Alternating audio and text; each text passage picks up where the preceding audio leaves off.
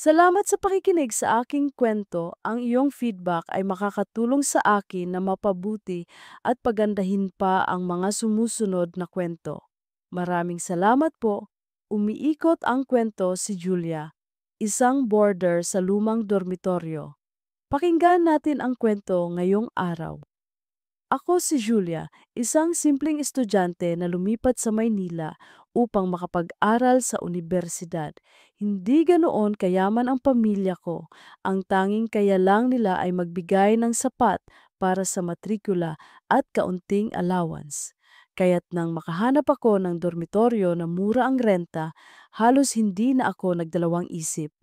Ang dorm na iyon ay nasa lumang gusali, medyo sira na ang pintura at may mga bitak ang ilang bahagi ng pader, pero malapit ito sa paaralan at abot kaya ang bayad. Para sa isang estudyanteng tulad ko, iyon na ang pinakamainam na opsyon. Noong unang araw ko, sinalubong ako ng caretaker na si Mang Ruel. Payat siya, medyo humpak ang pisngi at may edad na rin. Tahimik siyang magsalita at tila ba laging pagod. Room 25 ang iyo, sabi niya habang inaabot ang susi. Bawal dumiretso sa dulo ng pasilyo, ha? Sarado ang traunoy, wala nang nakatira doon. Hindi ko agad pinansin ang sinabi niya. Akala ko'y karaniwan lang na kwartong bakante o di kaya'y sirang silid. Bitbit ang dalawang maleta at isang karton ng mga libro, pumasok ako sa dorm. Mababa ang kisame, makitid ang pasilyo, at amoy pintura, na halatang matagal nang natuyo. Naroon ang ilang estudyanteng abala sa kani-kanilang gamit. May ilan pang nagkukwentuhan sa hallway. Nang makarating ako sa kwarto ko, binuksan ko ang pinto at pumasok. Maliit lamang ito. May kama, lamesa at lumang aparador. May bintana na nakaharap sa kalye at kahit paano'y may pumapasok na liwanag ng araw. Sinabi ko sa sarili kong, kaya ko to, mura na, malapit pa. Pagkatapos kong ayusin ang gamit, lumabas ako upang bumili ng hapunan. Habang bumababa sa hagdan, napansin ko ang dulo ng pasilyo.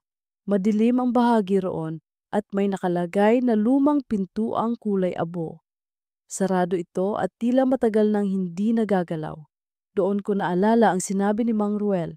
Kinagabihan, matapos ang buong araw ng pag-aayos at pagbili ng mga kailangan, humiga ako para magpahinga. Maaga pa akong natulog dahil pagod na pagod ako. Ngunit bandang hating gabi, nagising ako sa isang malakas na tunog. Ah! Isang sigaw, malakas, matinis at puno ng sakit. Umalingaw ito sa pasilyo. Napatayo ako mula sa kama at napatingin sa pinto. Akala ko'y guni-guni lamang, ngunit sumunod ang mga yabag, pabigat ng pabigat. Nanlamig ang buong katawan ko, pinilit kong makiramdam. Ang sigaw ay nanggaling mula sa dulo ng pasilyo, mula sa silid na sinabi ni Mang Ruel na bakante. Dahan-dahan akong lumapit sa pinto ng kwarto ko at sinilip ang labas. Tahimik na ulit, walang tao. Ngunit habang nakatitig ako, biglang narinig ko ang mahinang iyak. Hindi na sigaw, kundi daing na parang galing sa isang babaeng naghihirap. Hindi ko alam kung anong pumasok sa isip ko. Pero lumabas ako ng kwarto. Maingat kong tinahak ang pasilyo at sa bawat hakbang ko ay parang lumalakas ang tibok ng puso ko.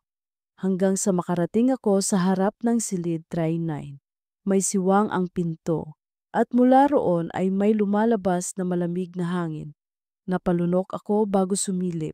Doon ko siya nakita. Isang anino ng babae, nakagapos ang mga kamay, nakaupo sa sahig at ang mukha'y basa ng luha. Ang bibig niya'y nakabuka, sumisigaw, ngunit ang tunog ay parang nakalulunod na pabulong. Tulungan mo ako. Mabilis akong umatras, halos matumba sa kaba. Tumakbo ako pabalik sa kwarto ko at isinara ang pinto. Nanginginig akong nahiga, pilit pinipikit ang mga mata. Sinabi ko sa sarili ko, baka pagod lang ako, baka guni-guni lang. Ngunit bago ako makatulog, narinig ko pa muli. Isang mahina, halos pabulong na tinig mula sa dulo ng pasilyo. Julia. Nanlaki ang mga mata ko. Ako ang tinatawag niya. Hindi ako mapakali buong magdamag. Kahit anong pilit kong ipikit ang mga mata ko, naririnig ko pa rin sa tenga ko ang boses na tumatawag sa pangalan ko.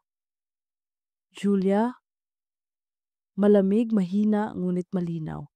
Parang nasa mismong tabi ko lang kahit alam kong sarado ang pinto at mag-isa lang ako sa kwarto. Pagdating ng umaga, halos pula ang mata ko dahil sa kakulangan ng tulog. Pagbaba ko sa kusina ng dorm, naabutan ko ang isa sa mga boarder, si Ate Nene. Siya ang tipikal na ate-atehan. Medyo matanda na kaysa karamihan sa amin at mahilig makipagkwentuhan.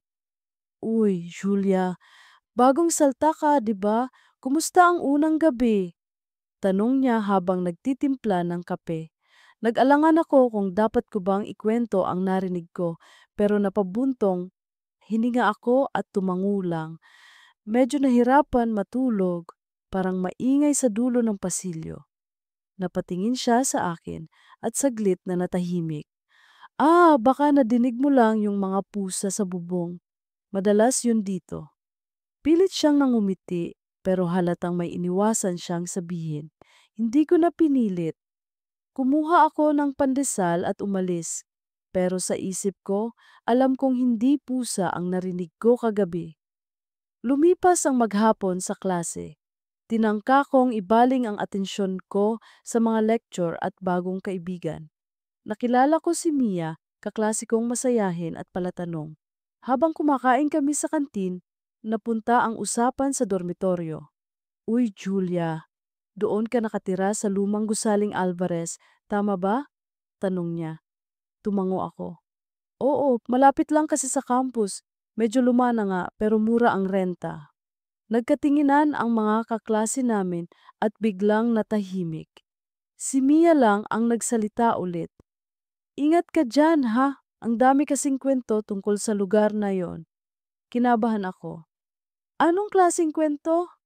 Hindi ko alam ang buo, sagot niya. Pero may silid daw doon na hindi na pinapagamit. May mga nagsasabing may nangyari raw na masama dati. Halos mabitawan ko ang tinidor ko. Hindi ko sinabi sa kanila ang nangyari kagabi, pero parang tumama ang kutob ko. Kinagabihan, nagpasya akong obserbahan ang pasilyo. Hindi agad ako natulog. Umupo ako sa kama, nakabukas ang lampshade at tahimik na nakikinig. 11:00, tahimik. 12:00, unti-unting lumalakas ang hangin mula sa labas ng bintana. 12:30, doon ko muling narinig. Isang mahina ngunit malinaw na katok. Sa tok, tok, tok. Sunod-sunod mula sa dulo ng pasilyo, sinundan ng mga hikbi. Lumapit ako sa pinto at idinikit ang tainga ko. Parang mas malinaw mula roon ang mga ungol ng babae. Hindi ko alam kung saan ko hinugot ang lakas ng loob, pero bahagya kong binuksan ang pinto. Sumilip ako sa madilim na pasilyo. Nandoon muli ang malamig na hangin. Dumiretso ang tingin ko sa silid 309.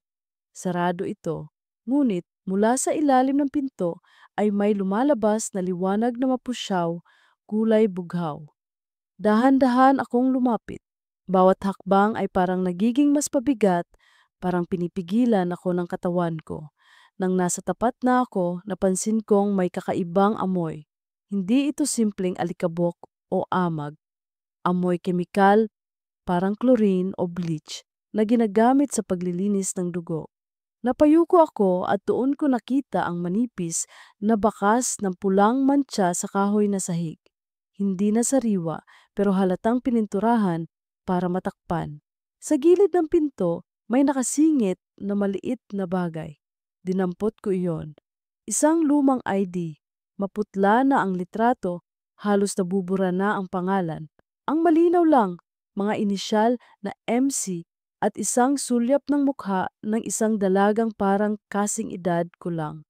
Biglang lumakas ang hampas ng hangin at narinig ko ang iyak mula sa loob ng kwarto. Tulungan mo ako. Nabitawan ko ang ID at mabilis akong umatras. Tumakbo ako pabalik sa kwarto ko, isinara ang pinto at nilock ito ng mariin. Nanginginig akong nahiga pinipilit kalmahin ang sarili. Ngunit bago ako tuluyang makatulog, napatingin ako sa kamay ko.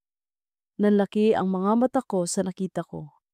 May mga pulang marka sa pulsuhan ko, bilog, mahigpit, para bang kanina lang ay may lubid na nakagapos sa akin. Napakapit ako sa braso ko, hindi makapaniwala. Sa isip ko, isa lang ang malinaw. Hindi ito simpleng guni-guni. May biktima sa silid na iyon at ngayon tila ako mismo ang tinatawag niya. Buong araw akong balisa matapos kong makita ang mga pulang marka sa pulsuhan ko. Kahit anong pilit kong kumbinsihin ang sarili kong baka nagasgasan lang ako or kinagat ng insekto, hindi magkatugma ang itsura ng mga marka. Pabilog, mahigpit, at eksakto sa hugis ng lubid na panggapos. Habang nakaupo ako sa klase, palihim kong kinukuskos ang balat ko, ngunit hindi iyon agad nawala. At ang mga kaklase ko, lalo na si Mia, napansin ang pamumutla ko. Julia, okay ka lang ba? Parang wala ka sa sarili. Tanong niya habang nag-aabot ng notes. Tumangulang ako. Oo, kulang lang sa tulog. Hindi ko na nadagdagan pa dahil paano ko ipapaliwanag na may multo akong pinaniniwala ang sumusunod sa akin. Pagkatapos ng klase, napagpasyahan kong bumalik agad sa dorm para makapagpahinga. Ngunit sa halip na dumiretso sa kwarto ko, napatigil ako sa lumang bulletin board na nasa tabi ng hagdan. Halos hindi na pinapansin ng mga boarder iyon dahil puro kupas na ang mga papel. Pero may isang papel na umagaw ng mata ko. Isang lumang ledger ng mga dating boarder. Nakalista roon ang mga pangalan, petsa ng paglipat at petsa ng pag-alis. Isa-isa kong binasa hanggang sa umabot ako sa taong 2011. Nandoon ang pangalan. Marinela Cruz, room 309, missing. Napalunok ako ng malakas. MC. Iyon ang nakasulat sa ID na natagpuan ko kagabi. Siya ang babae sa loob ng kwarto. At hindi lamang siya basta umalis. Nakasulat mismo sa tala, nawawala. Habang nakatitig ako sa papel, biglang may boses ng matandang babae sa likod ko. Ah, nakita mo na rin pala yan. Lumingon ako at nakita ko ang dating tagalinis na si Aling Shoni na minsan ay bumibisita pa rin sa dorm para tumulong. Bitbit niya ang walis, tingting at tabo. Aling Shoni, mahina kong tanong, ano po ang nangyari kay Marinela? Napatingin siya sa paligid bago siya lumapit ng mas malapit. Bata pa siya noon, maganda, masayahin, maraming pangarap, pero isang gabi, bigla na lang siyang nawala. Ang sabi ng iba, umalis na lang daw nang walang paalam, pero hindi ako naniniwala. May nakita akong dugo sa pasilyo kinabukasan. Pinunasan agad ng caretaker at hindi na muling pinag-usapan. Bakit hindi po iniimbestigahan? Tanong ko. Pinatahimik, bulong niya. Ang may-ari noon ayaw ng iskandalo, kaya't ang silid na iyon isinara. Pero gabi-gabi, may naririnig pa ring sigaw at mula noon walang nagtatagal dito sa dorm. Nalamig ang katawan ko. Ako kaya ang susunod na hindi tatagal? Kinagabihan, muli kong narinig ang mga sigaw. Ngayon ay mas malinaw na at mas malakas. Hindi lang basta daing, kundi pagtawag ng tulong na nakapapasakit ng dibdib. Hindi ko alam kung anong puwersa ang nagtulak sa akin, pero dahan-dahan akong lumapit sa pinto ng Trino Night. Ang mga kamay ko'y nanginginig habang hawak ang susi ng kwarto ko. At sa di ko maipaliwanag na dahilan, sinubukan kong ipasok ang susi sa seradura ng 309. At laking gulat ko nang bumukas ito. Hindi iyon dapat mangyari. Magkaiba ang silid pero bakit gumana ang susi ko? Sa loob dumungaw ang matinding lamig.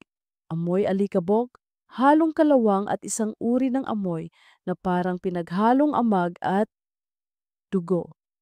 Hinila ko ng bahagya ang pinto at sinilip ang loob. Mula sa ilaw ng pasilyo, nakita ko ang halos nabubulok ng kurtina. May kama sa gitna ng silid at sa poste nito may mga bakas ng tape at lubid. Sa sahig, may bahagyang pulang marka na hindi na tuluyang naalis. At sa ilalim ng kama, may isang piraso ng tela, isang pulang scarf na tila marumi at kupas. Napaatras ako, mabilis na isinara ang pinto. Nanginginig ang buong katawan ko, halos mabaliw sa kaba. Pagbalik ko sa kwarto, nahulog mula sa bag ko ang isang bagay. Napansin ko na nakasiksik pala sa gilid ng sapatos ko ang isang sirang cellphone. Lumang modelo, hindi akin. Napulot ko ito at nang buksan, may natitirang video clip. Pinanood ko at halos mabitawan ko ang cellphone. Isang babae umiiyak, nakagapos. Sino ka, Julia? Piluaw ba? Bulong niya bago biglang bumagsak ang video sa dilim, kasunod ang isang malakas na sigaw. Nanindig ang balahibo ko, hindi kami magkakilala, pero bakit alam niya ang pangalan ko? At bago pa ako makapag-isip, mula sa pasilyo ay narinig kong may naglalakad, mabigat ang yabag, mabagal. At kasabay nito, isang himig na kinakanta. Isang himig na kapareho ng narinig ko sa video bago ito natapos sa sigaw. Humigpit ang hawak ko sa cellphone. Hindi lang pala multo ang nasa dorm na ito. May ibang nilalang, buhay na may alam sa nangyari. Hindi ako nakatulog matapos ang gabing iyon. Ang video na nakita ko sa lumang cellphone ay paulit-ulit na naglalaro sa isip ko. Ang babaeng nakagapos, ang mga luhang umaagos sa pisngi niya at ang bulong niya na tila lumampas sa panahon, diretsyong tumama sa akin. Julia? Paano niya alam ang pangalan ko kung dekada na ang nakalipas mula nang siya'y mawala? Kinabukasan, pinilit kong bumangon ng maaga. Ang mga mata ko'y mapula at mabigat, ngunit hindi ako mapapakalma kung hindi ko susuriin muli ang kwartong iyon. Sa umaga, mas buo ang loob ko, mas ligtas ang pakiramdam ko kapag may araw. Tahimik akong naglakad sa pasilyo papunta sa silid 309. Ang mga boarder ay nagsisialis na para sa klase, kaya't wala halos tao. Kinuha ko muli ang susi ko at dahan-dahang pinihit ang seradura. Tulad kagabi, bumigay ang pinto. Pagbukas ko, sinalubong agad ako ng malamig na hangin, parang mula sa isang silid na hindi nadikitan ng sikat ng araw sa matagal na panahon. Pinilit kong pumasok ng dahan-dahan. Ang mga hakbang ko'y nagkakalat ng alikabok sa sahig, at bawat kaluskos ay naguukit ng kilabot sa tenga ko. Sa loob, mas malinaw na ang mga bakas. Sa poste ng kama, may mga guhit na halatang dulot ng pagkakagapos ng lubid.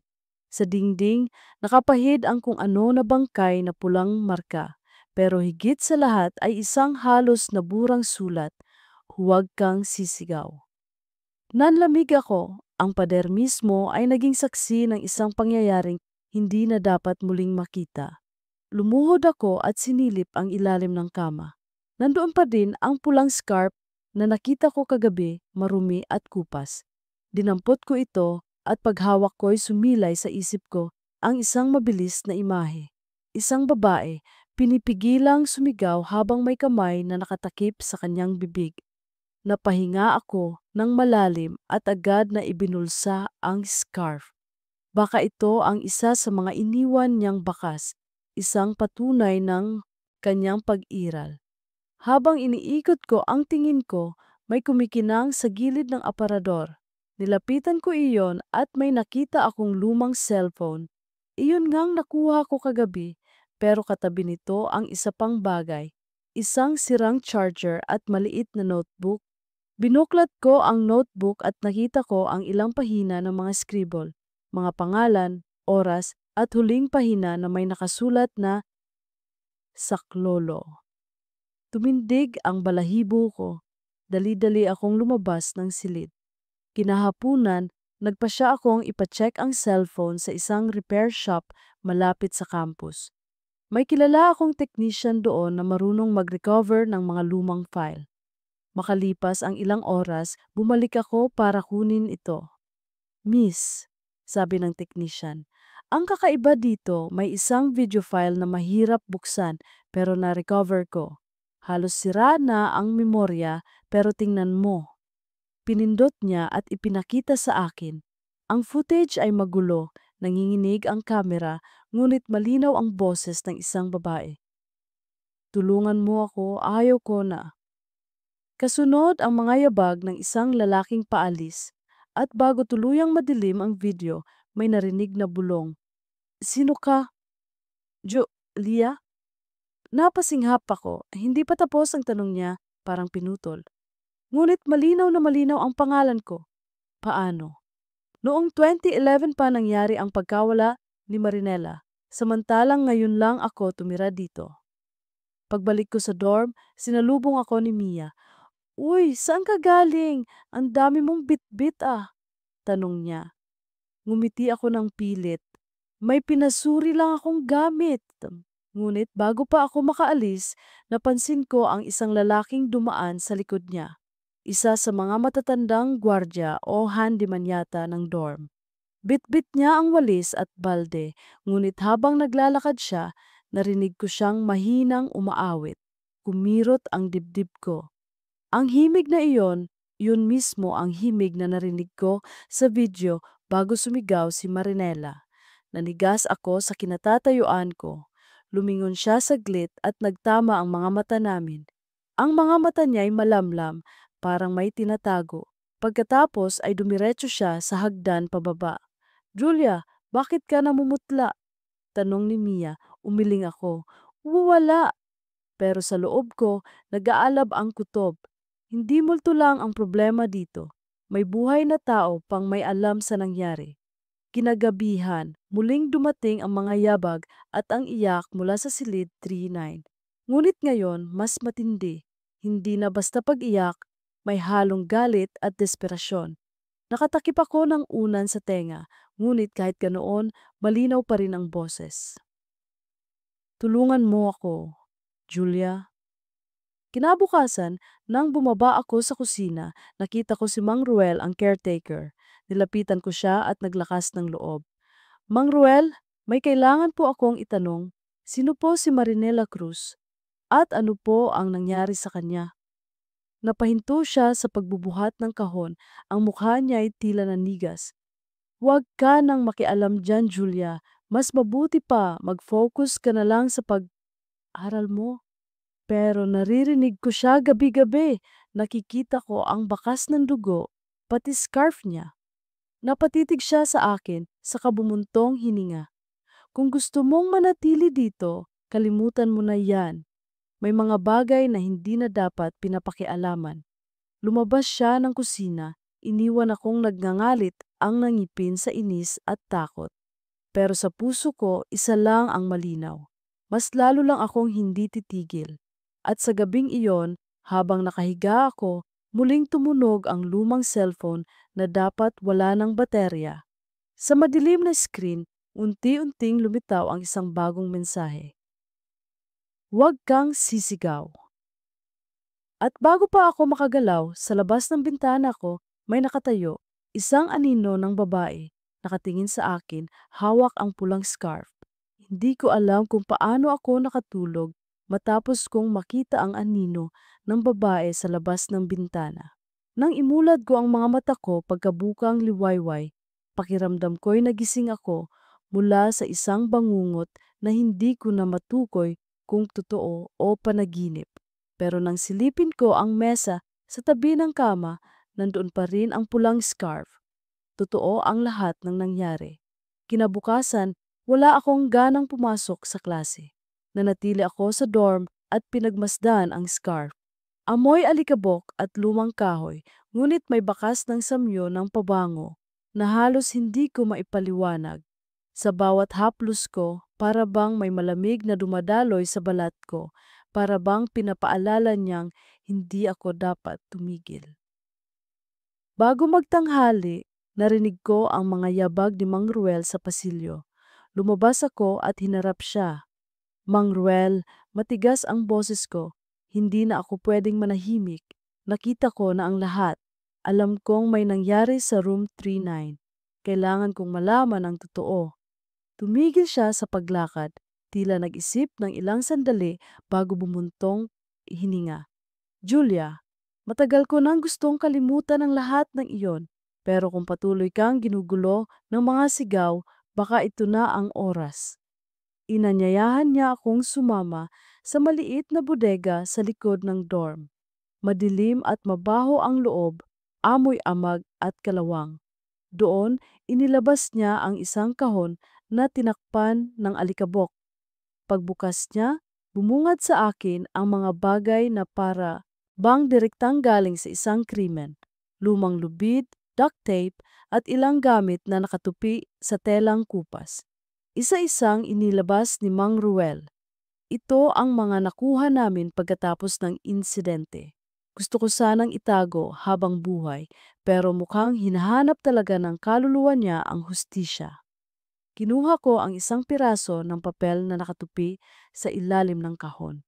Nang buksan ko, halos mahulog ako sa pagkabasa. Isang sulat na may nakasulat lang na titik na J. Juliana, bulong ni Mang Ruel. Kaibigan niya, isa ring border dito noon. Sila ang magkasama sa pasilyo gabi-gabi. Pero bigla na lang naglaho si Juliana matapos ang pagkawala ni Marinela. Hindi na siya bumalik, hindi rin na imbestigahan. Ang sabi-sabi, baka siya ang nakakita sa nangyari at pinatahimik. Pero kung bakit J lang ang sulat na naiwan, hindi ko rin alam. Napalunok ako. Pero bakit pangalan ko ang binabanggit niya sa gabi? Ako si Julia, hindi si Juliana. Umiling si Mang Ruel. Hindi ko alam, pero baka kaya ka naririnig, baka dahil sa pangalan mo, o baka dahil ikaw ang susunod na makakatulong. Hindi ko napigilang manginig. Pakiramdam ko'y sinadya ng tadhana na ako ang mapunta rito. Hapon na nang bumalik ako sa kwarto ko. Nandoon si Mia, kumakatok sa pinto ko. Julia, hindi ka pumasok sa klase, nag-alala ako. Binuksan ko ang pinto at isinara ito agad. Kinuwento ko sa kanya ang lahat, ang scarf, ang kahon ng ebidensya, ang sulat na may J. Hindi ako sigurado kung maniniwala siya, pero nanatiling seryoso ang mukha niya. Kung totoo yan, kailangan nating gumawa ng paraan, sabi ni Mia. Hindi pwedeng basta mo lang itago. Kailangan nating i-document, baka kailanganin mo ng pruweba balang araw. Nagkasundo kaming balikan ang bodega sa gabi at kuhanan ng litrato ang mga gamit. Kinagabihan, nagdala kami ng maliit na flashlight at cellphone para mag-record. Tahimik naming binuksan ang bodega at nagsimulang kunan ng litrato ang mga gamit sa kahon. Habang ginagawa namin iyon, may biglang malakas na hampas ng hangin mula sa pasilyo. Nagulat kami at mabilis na isinara ang kahon. Ngunit bago pa kami makalabas, biglang nagsara ang pinto ng bodega mula sa labas. Malakas ang tunog at sabay na bumukas ang ilaw ng flashlight ng kusa. Kumikislap-kislap. May tao ba dyan? Sigaw ni Mia nanginginig. Mula sa kabilang panig ng pinto, narinig namin ang mga yabag. Mabigat, mabagal, parang sinasadya. At kasunod nito, isang mahinang awit, yun mismong himig na narinig ko sa video. Nanlaki ang mga mata ko. Siya na naman, bulong ko. Hinampas namin ang pinto, ngunit ayaw bumukas. Doon ko napansin ang scarf sa bulsa ko na parang kumikirot sa lamig. Hinawakan ko ito ng mahigpit at bigla akong nakarinig ng boses sa tenga ko. Julia, huwag kang matakot. Hindi yun boses ng lalaking umaawit. Isa itong boses ng babae, mahina ngunit mapagkalinga. Sa isang iglap, bumukas ang pinto ng kusa. Wala ng tao sa labas, ngunit malinaw ang bakas ng yabag sa alikabok ng sahig. Diretso papunta sa room 39. Nagkatinginan kami ni Mia, parehong nanginginig. Hindi lang multo ang kasama natin dito. Bulong niya. Tumango ako. At hindi lang si Marinela ang dapat nating hanapin. May isa pang sangkot, may isang buhay na tao na bumabalik dito. At bago pa kami makapagsara ng pinto, Mula sa pasilyo ay umalingaw ang isang malakas na tunog ng susi na pumipihit.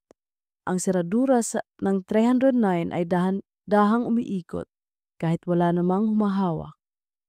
Ang seradura ng pinto ng 309 ay umikot ng dahan-dahan para bang may taong pilit na nagbubukas mula sa loob. Walang tao sa pasilyo, tahimik ang buong gusali at kami lang ni Mia ang nakatayo roon. Hawak ko pa ang scarf, ramdam ko ang panginginig ng malamig na hangin na parang lumalabas mismo sa siwang ng pinto. Julia. Mahinang tawag na boses ng babae, humahalo sa hampas ng hangin. Diyos ko! Bulong ni Mia habang humahakbang paatras. Naririnig mo rin ba? Tumango ako. Hindi ko alam kung lakas ng loob o kabaliwan ang nagtulak sa akin. Pero lumapit ako sa pinto. Pinilit kong hawakan ang seradura. Nang mahawakan ko iyon, bigla itong tumigil sa pag-ikot, ngunit nag-iwan ng bahagyang puwang na tila nag-aanyaya. Bukas na siya, sabi ko kay Mia. Julia, wag, pabayaan na natin yan. Nanginginig na sagot niya, ngunit hindi ko mapigilan. Dahan-dahan kong itinulak ang pinto at unti-unting bumukas ang 309. Sa loob, mas malinaw ko na ngayong nakita ang mga bakas ng nakaraan. Ang kama ay sira na, may mga kahoy na natanggal at sa puste nito malalim ang mga gasgas na parang dulot ng lubid. Sa dingding, may mga linya ng marker at pilit na pinahid na pintura. Ngunit higit sa lahat, naroon sa gitna ng sahig ang mga tabla na tila mas bago kaysa sa paligid. Para bang may tinakpan. Lumuhod ako at hinaplos ang tabla. Biglang kumirot ang scarf sa kamay ko at sa isang iglap, sumilay sa isip ko ang isang imahe. Isang babaeng pinipilit igapos, umiiyak, at isang anino ng lalaking humahawak ng lubid. Julia, tama na! Siga, ni Mia habang hinihila ako palayo. Hindi tayo ligtas dito. Ngunit bago pa ako makabangon, narinig naming pareho ang malalakas na yabag mula sa koridor. Papalapit! Mabigat, hindi iyon boses ng multo. Iyon ay isang buhay na tao. Mabilis naming pinatay ang flashlight at nagtago sa loob, nakasiksik sa tabi ng aparador. Ang pinto ng 3-9 niya ay dahan-dahang bumukas ng mas malaki at mula sa siwang may sumilip na liwanag ng ibang flashlight. Wala namang tao rito. Boses ng lalaki, garalgal parang pamilyar. Sinilip ko mula sa gilid at halos mabitawan ko ang scarf. Isa sa mga dating handyman ng dorm, si Efren. Matanda na, nangingitim ang mga kuko, may dalang lumang susi at martilyo. Nakayuko siya at nagmamasid sa sahig para bang may hinahanap. Matagal na, pero kailangan kong alisin ang mga bakas. Narinig kong bulong niya. Bago pa muling lumabas ang totoo, nanlamig ang likod ko. Siya ang umaawit ng himig sa gabi. Siya ang laging nakikita kong gumagala sa pasilyo. Siya ang may alam sa nangyari. Nilingon ko si Mia. Nanginginig siya habang pinipigilan ang hininga. Dahan-dahan kong hinila ang kamay niya at sabay naming sinubukang gumapang papunta sa kabilang gilid ng silid. Ngunit nadulas ako sa isang tabla at lumangoy ang alikabok. Hoy, sino yan? Malakas na sigaw ni Efren, sabay ilaw ng flashlight sa direksyon namin. Nagkaharap ang mga mata namin. Nanlaki ang mga mata niya at mabilis siyang lumapit, hawak ang martilyo. Wala kayong narinig. Lumabas kayo diyan. Hinila niya ako sa braso. Mariin, at halos mabitawan ko ang scarf. Julia! Sigaw ni Mia, pilit akong hinahatak palayo. Ngunit bigla, sumiklab ang malamig na hangin sa loob ng silid. Ang scarf ay tila nabuhay, dumampi sa braso ni Efren at halos madulas siya. Sa sahig, umusbong ang mga bakas ng paa, basang-basa, na naglakad patungo sa kama. Tumigil si Efren, nanginginig. Hindi pwede. Matagal ka nang wala. Isang malakas na sigaw ng babae ang umalingaw-ngaw mula sa lahat ng sulok ng silid. Ang mga bintana ay nag-ingay, ang ilaw ng flashlight ay nagkislap, at ang pinto ay biglang nagsara ng malakas. Napahandusay si Efren, hawak-hawak ang dibdib niya, habang kami ni Mia ay nakatayo, hindi makagalaw. At sa gitna ng kaguluhan, isang hugis ng babae ang unti-unting nabuo sa tabi ng kama. Maputla, nakagapos pa rin ang mga kamay, ngunit ang mga mata ay nakatitig diretso kay Efren. Marinela, bulong ko. Hindi ako aalis. Malakas na tinig ng babae, sabay sa pag-iyak, hanggang hindi lumalabas ang katotohanan. Si Efren ay nagmakaawa, nanginginig. Patawad, patawad! Ngunit bago pa siya tuluyang makalabas, bumigat ang pinto, para bang hindi siya pinapayagang tumakas. Kinabukasan, hindi ko alam kung paano ko nailabas ang sarili ko sa kwartong iyon. Ang natatandaan ko lang, nagising akong nasa kama ko, hawak pa rin ang scarf. Si Mia ay nasa tabi ko, gising, at parehong maputla ang mga mukha namin. Julia, sabi niya, mahina, hindi na ito kwento lang ng multo, may taong buhay na may kasalanan. At siya mismo ang nakita natin. Tumango ako. Kailangan nating ilabas ang katotohanan. Hindi tayo pwedeng tumahimik. Ngunit bago pa kami makapagplano, dumating si Mang Roel at mariing tinanong kung ano ang ginawa namin kagabi. Hindi ko alam kung narinig niya ang lahat, pero mahigpit ang kanyang babala. Kung babalikan ninyo ang silid na iyon, baka hindi na kayo makalabas. Ngunit sa loob ko, alam kong hindi na ako titigil. Dahil mas malakas na ngayon ang boses ni Marinela. At sa bawat bulong niya, mas lalo akong lumalapit sa katotohanang matagal nang tinatago ng dormitoryong ito. Hindi ko na mabilang kung ilang gabi akong halos walang tulog. Sa bawat pikit ng mata ko, nakikita ko ang itsura ni Marinela. Maputla, nakagapos, umiiyak, ngunit may titig na puno ng pakiusap at galit. Ang sigaw niya ay bumabaon sa dibdib ko, at ang pangalan kong paulit-ulit niyang binabanggit ay parabang tanikala na nag-uugnay sa akin sa kanya. Si Mia, na kasing gulat ko rin, ay halos araw-araw nang nasa tabi ko. Julia, hindi na normal to, sabi niya habang nakaupo kami sa kantin ng unibersidad. Kung hindi tayo kikilos, baka tayo mismo ang mapahamak.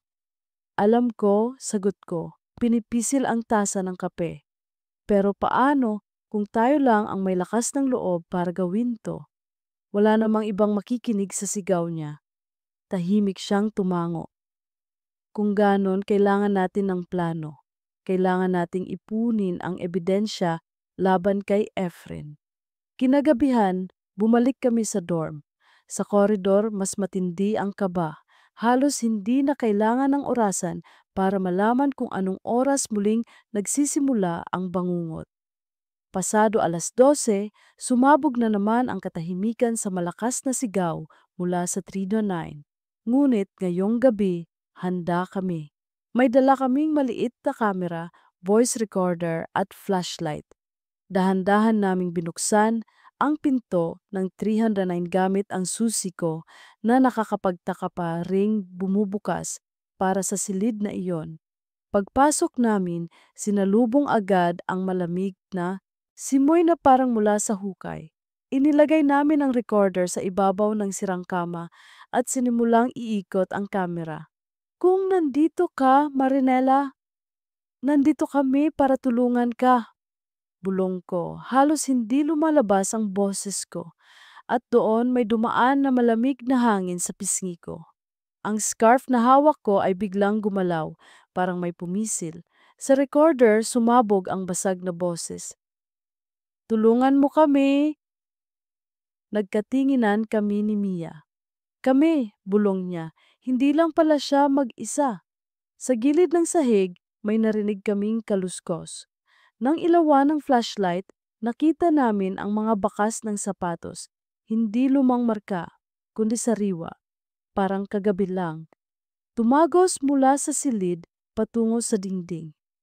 Nang sinilip ko, may maliit na bahagi ng pader na tila may siwang. Pinilit kong buksan at natuklasan namin ang isang tagong daan, isang makitid na maintenance crawl space na tumatakbo sa likod ng mga kwarto. Amoy alikabok, langis at kalawang. Dito sila dumadaan, sabi ko, halos pabulong. Ito ang daan ng mga gumawa ng krimen. Habang sinusuri namin ang sahig, napansin kong may isang tabla na mas bago kaysa sa iba. Pinilit naming tanggalin at sa ilalim nito may nakabaon na singsing. Lumang disenyo, may nakaukit na inisyal, MC. Kay Marinela, to, bulong ko. Ngunit bago pa namin mailabas ang singsing, biglang may malakas na yabag mula sa koridor. Pabilis ng pabilis, papalapit sa amin. Agad naming pinatay ang ilaw at nagtago sa loob ng crawl space. Ang pinto ng 309 ay bumukas at sumilip ang liwanag ng flashlight. Narinig naming malinaw ang boses ni Efren. Nararamdaman ko kayo, nandito kayo. Sigaw niya. Hinawakan ko ng mahigpit ang kamay ni Mia, parehong pinipigil ang hininga. Narinig naming naglakad siya sa loob, tapos tumigil sa tapat ng kama. May tunog ng bakal na hinampas, martilyo. Kung hindi kayo lalabas, ako na ang lalapit. Dahan-dahan siyang lumapit sa dingding kung saan kami nakatago. Ngunit bago pa niya maabot ang siwang, biglang lumakas ang ihip ng hangin. Ang mga bintana ay sabay-sabay na nag-ingay at mula sa recorder ay lumabas ang malakas na sigaw ni Marinela. Wag! Nabitiwan ni Efren ang martilyo. Hindi, tigilan mo ko. At sa dilim, unti-unting nabuo ang hugis ng babae sa tabi niya. Maputla, nakagapos pa rin, ngunit ngayon ay may apoy ng galit sa mga mata. Wag! Wag na! Sigaw ni Efren, nanginginig at halos madapa sa sahig. Sinamantala namin ang pagkakataon para lumabas ng crawl space at tumakbo papunta sa pinto. Ngunit bago pa kami makalabas ng koridor, naramdaman naming bumigat ang hangin at sumara ang lahat ng pinto sa paligid. Hindi niya tayo papayagang umalis hanggat walang katapusan. Sabi ko kay Mia, humihingal. Si Efren ay nakaluhod, nanginginig habang nakatutok sa multo ni Marinela. Patawad, patawad, paulit-ulit niyang sigaw. Ngunit sa halip na lumapit, itinuro ni Marinela ang poste ng kama kung saan may bakas pa ng lubid. Biglang gumalaw ang scarf ko at parang may sariling buhay, pumulupot iyon sa braso ni Efren at hinila siya patungo sa poste. Julia! Sigaw ni Mia nanginginig. Hawak-hawak ko ang scarf, ramdam kong may puwersang humihila mula sa kabilang panig. At sa bawat sandali, mas lalo itong humihigpit kay Efren. Parang mismong katarungan ng nakaraan ang humahatol sa kanya. Ngunit bago pa siya tuluyang matali, bumaliktad si Efren at nakawala, mabilis na kumaripas palabas ng silid. Naiwan kaming dalawa ni Mia, habol hininga habang ang anino ni Marinela ay unti-unting lumapit sa akin. Hindi na siya mukhang galit. Sa halip, puno ng luha ang mga mata niya. Tumitig siya sa akin at bulong na muli. Ilabas mo ang totoo. At sa iglap na yon, naglaho siya. Kinabukasan, nagising ako na parang wala nang nangyari. Ngunit ang scarf ay nakapulupot pa rin sa braso ko. Mahigpit, para bang tinatakan ako ng isang panata. Dumating si Mang Ruel sa kwarto ko, seryoso ang muka. Julia, nakita kong gulo kagabi.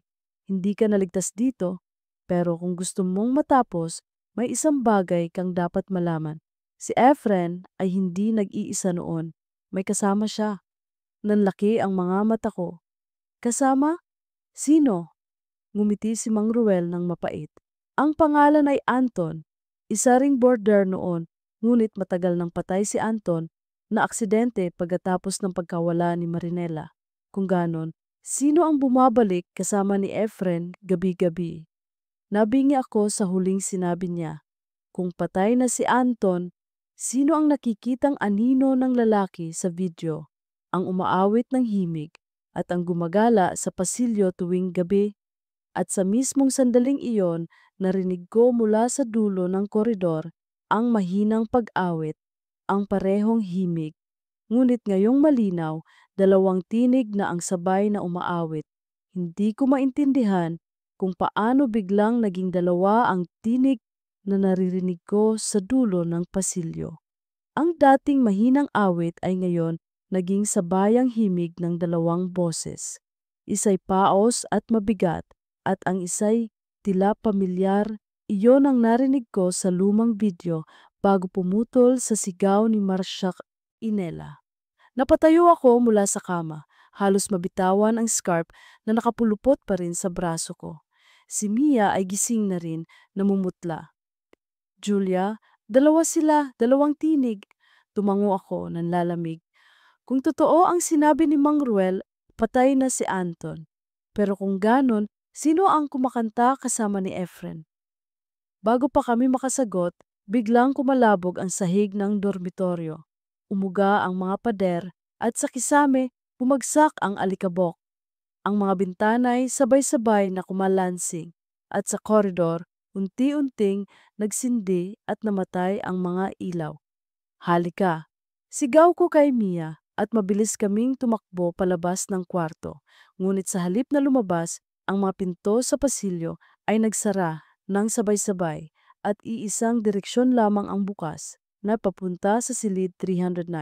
Parang hinihila kami ng malamig na hangin, wala na kaming ibang daan.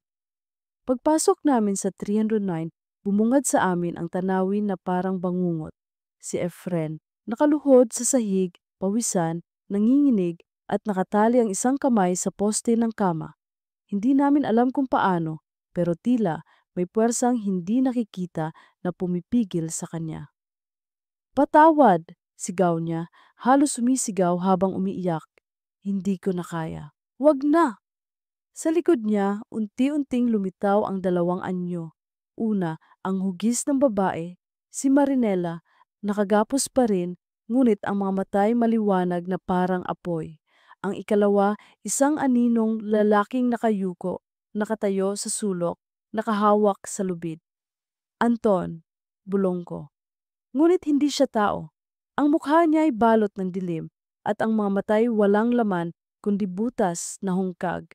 Siya ang aninong nakita ko sa video, ang umaawit ng himig, ang gumagala sa pasilyo. Hindi siya buhay, ngunit hindi rin tuluyang patay. Lumapit si Marinela, ang scarf ay gumalaw na para bang nabubuhay, pumulupot muli kay Efren. Ikaw ang dahilan. Malakas na boses niya. Ikaw at ang kasama mong si Anton, hindi ako makaalis hanggat hindi lumalabas ang katotohanan. Umiling si Efren, umiiyak.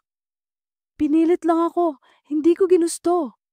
Ngunit biglang umalingaw-ngaw ang isang basag na tinig mula sa sulok, si Anton. Kasama ka, pareho tayong may kasalanan.